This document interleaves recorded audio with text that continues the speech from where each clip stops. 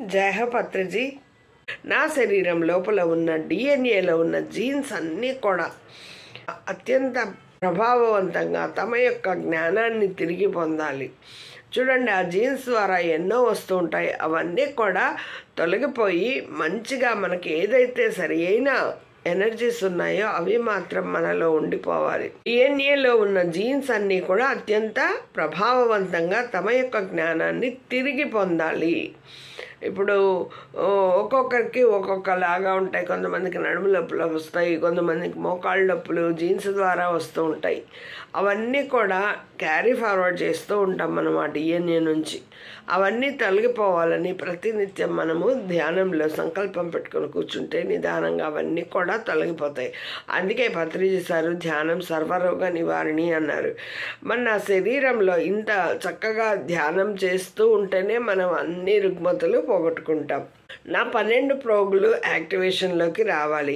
12 ప్రోగులలో ఉన్న 12 అగ్ని అక్షరాలు పూర్తి స్థాయిలో యాక్టివేషన్ తీసుకురాబడాలి. నా యొక్క 49 చక్రాలు కూడా సంపూర్ణంగా యాక్టివేషన్లోకి రాబడాలి. మరి అలాగనే వస్తున్నాయి అని కూడా అనుకోవాలి.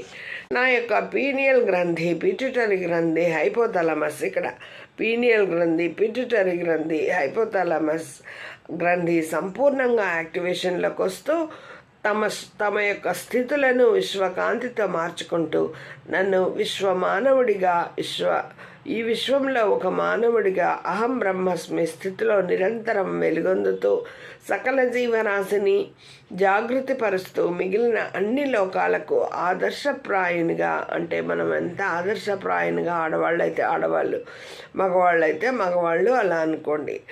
ఆదర్శప్రాయునిగా అంటే మగవాళ్ళకే అని, ఇది మనకు సంబంధించింది కాదు అని అనుకోవద్దు. ప్రతి ఒక్కరికి ఆదర్శప్రాయునిగా అని ఇక్కడ ఇచ్చారు.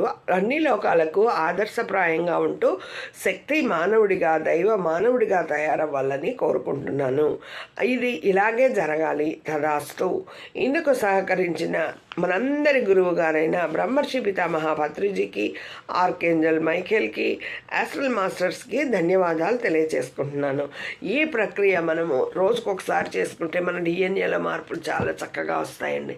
మరి ఇంత చక్కటి గ్రంథాన్ని మనకు అందించిన మన ప్రియతమ గురువు డిఎన్ఏ సురలత మేడం గారికి ప్రణామాలు తెలియజేసుకుంటూ, నాకు ఇంత చక్కటి అవకాశం, ఈ షార్ట్ వీడియోలు చేయాలనే ఆలోచన నాకు ఎందుకు వచ్చిందో తెలియలేదు.